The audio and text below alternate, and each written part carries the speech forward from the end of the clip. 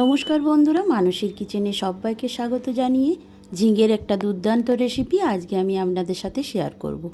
অত্যন্ত সহজ রেসিপি এবং খেতে সুস্বাদু। দেখতে থাকুন আজকে আমার এই ভিডিওটি। নতুন পুরনো সকল বন্ধুদের ওয়েলকাম জানিয়ে আজকে আমার এই ভিডিওটি শুরু করছি। এখানে দেখুন আমি দুটো ঝিঙে নিয়ে নিয়েছি বড় সাইজের।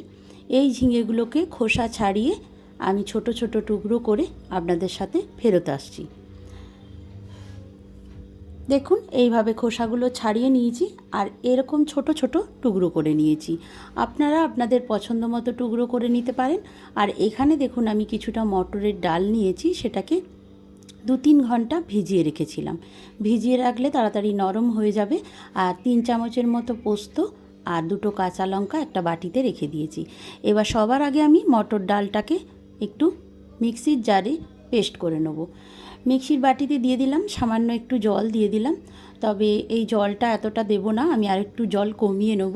কমিয়ে নেওয়ার পরে আমি লবণ দিয়ে দিলাম। জলটা বেশি পরিমাণ হয়ে গেলে বড়াগুলো পাতলা হয়ে যাবে, মিশ্রণটা বড়াগুলো সেক্ষেত্রে ভালোভাবে হবে না। আর কম পোস্ত বলে আমি শিলনোড়ার সাহায্যে বেটে নিচ্ছি। এবার মিশ্রণটা আমার তৈরি হয়ে গেছে বড়ার। এবার এতে দিয়ে দিলাম কিছুটা কালো জিরে আর দিয়ে দিলাম লবণ। এবার খুব ভালোভাবে হাতের সাহায্যে ফেটিয়ে নিতে হবে। আপনারা এই মিশ্রণে কিন্তু হিং দিতে পারেন, হলুদের গুঁড়ো দিতে পারেন, আবার লঙ্কার গুঁড়োও দিতে পারেন। আমি এটা পোস্ত দিয়ে বানাচ্ছি বলে এইগুলো কিছুই দিচ্ছি না। খুব ভালোভাবে ফেটানো আমার হয়ে গেছে। এবার গ্যাস ওভেনে চলে যাচ্ছি, কড়াইটা বসিয়ে দিয়েছি আর পরিমাণ মতো সর্ষের তেল দিয়ে দিলাম। আপনারা সর্ষের তেলেই রান্নাটি করার চেষ্টা করবেন। আর এখানে দিয়ে দিলাম কিছুটা পরিমাণ কালো জিরে আর একটা শুকনো লঙ্কা হাত দিয়ে ফাটিয়ে দিয়ে দিচ্ছি, আর একটা কাঁচা লঙ্কাকেও চিড়ে দিয়ে দিলাম। এবার এটা থেকে একটা সুগন্ধ আসতে শুরু করলে আমি ঝিঙেগুলো ছেড়ে দেবো। দেখুন আস্তে আমি একটু খুন্তি দিয়ে নাড়াচাড়া করে নিলাম। ভাজা ভাজা হয়ে গেলে সুগন্ধ উঠতে শুরু করলে আমি দিয়ে দিচ্ছি কেটে রাখা ধুয়ে রাখা ঝিঙেগুলোকে। দেখুন এবার ঝিঙেগুলোকে দিয়ে আমি কিছুক্ষণ নাড়াচাড়া করতে থাকবো। একটু ভাজা ভাজা না করে নিলে সেটা ভালো হবে না রান্নাটা, তাই খুন্তির সাহায্যে একটু ভাজা ভাজা করে নিচ্ছি। আর ঝিঙেতে কিন্তু প্রচুর পরিমাণ জল বেরোয়, তাই আলাদা করে এই রান্নায় কোনো জলের ব্যবহার করব না। আমি কিছুক্ষণ নাড়াচাড়া করে নেওয়ার পরও দিয়ে দেবো পরিমাণ মতো লবণ। লবণটা দেওয়ার সাথে সাথেই দেখবেন প্রচুর পরিমাণ জল বেরোবে ঝিঙেতে। আর এইভাবে লবণটা দিয়ে আমি একটু নাড়াচাড়া করে নিচ্ছি। তারপর কিছুক্ষণ পরেই দেখতে থাকুন এতে অনেক পরিমাণ জল বেরোবে। দেখুন কতটা পরিমাণ জল বেরিয়েছে। আর তাই আলাদা করে আমার আর জল দিয়ে ঝিঙেটাকে সিদ্ধ করার কোনো প্রয়োজন নেই। এবার ওই যে মিশ্রণটা মটর ডালের করে রেখেছিলাম সেটাকে আস্তে করে বড়ার আকারে ছোট ছোট করে এই ঝিঙের ওপরে আস্তে আস্তে বসিয়ে দেবো। আর গ্যাসের ফ্লেমটাকে এই পর্যায়ে কিন্তু আমি কমিয়ে রাখবো। দেখুন এইভাবে সব বড়ার মিশ্রণটায় আমি দিয়ে দিচ্ছি। সম্পূর্ণ বড়াটা দেওয়ার পরে গ্যাসের ফ্লেমটাকে কমিয়ে দিয়ে তারপর ঢেকে রাখতে হবে।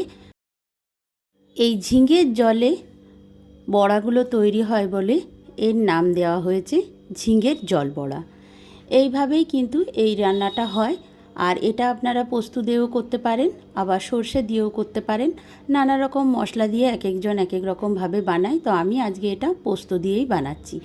দেখুন 3 থেকে 4 মিনিট এটাকে ঢেকে রাখার পরে বড়াগুলো কিন্তু জমাট বেঁধে গেছে আর বড়াগুলো খুব ভালোভাবে তৈরি হয়ে গেছে। এবার হালকা হাতে আস্তে করে খুন্তি দিয়ে আমি নাড়াচাড়া করে নিচ্ছি। আর খুব ভালোভাবে ঝিঙেগুলো সেদ্ধ হয়ে গেছে। এরপর দেখুন জলটাও অনেকটা কমে এসেছে।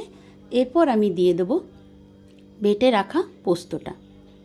পোস্ত এবং কাঁচা লঙ্কা আমি আগে থেকেই বেটে রেখেছিলাম আর সামান্য একটু লবণ দিয়েছিলাম তাতে, যাতে খুব সুন্দরভাবে শিল থেকে মিশ্রণটা উঠে আসে পোস্তর। তাই আর আলাদা করে লবণ দিতেও লাগবে না। আগেই আমি ঝিঙেতে লবণ দিয়েছি, পোস্ততেও কিছুটা লবণ দিয়েছি, আর বড়াতে তো আগেই লবণ দিয়ে ভালোভাবে ফেটিয়ে রেখেছিলাম। এবার পোস্তটা দিয়ে খুব ভালোভাবে খুন্তির সাহায্যে মিশিয়ে নিলাম। আর মিশিয়ে নেওয়ার পরে নামাবার আগে আমি কয়েক দানা চিনি এতে দিয়ে দিচ্ছি। মিষ্টিটা যে যার পছন্দ মতো দেবেন, আবার যদি না চান দিতে তাহলে স্কিপ করতেও পারেন। আপনাদের যদি অপছন্দ থাকে চিনিটা তাহলে স্কিপ করে নেবেন। আর এখন দেখুন চিনিটা দেওয়ার পরও আবার ভালোভাবে মিশিয়ে নেব আর একটা বাটিতে এবার নামিয়ে নিচ্ছি। এইভাবে ঝিঙের জল বড়ার রেসিপিটা আপনারা অতি সহজেই করে নিতে পারেন আর খেতে হয় অত্যন্ত সুস্বাদু। আর আমি এখন দেখুন নামিয়ে নিচ্ছি একটা প্লেটে। আর আপনাদের কেমন লাগলো আমার এই সহজ রেসিপিটা অবশ্যই কমেন্ট করে জানাতে ভুলবেন। ভালো লাগলে লাইক দিয়ে ভিডিওটি দেখে নতুন বন্ধুরা আমার চ্যানেলটিকে সাবস্ক্রাইব করে বেল নোটিফিকেশনটা অন করে দেওয়ার অনুরোধ রইল।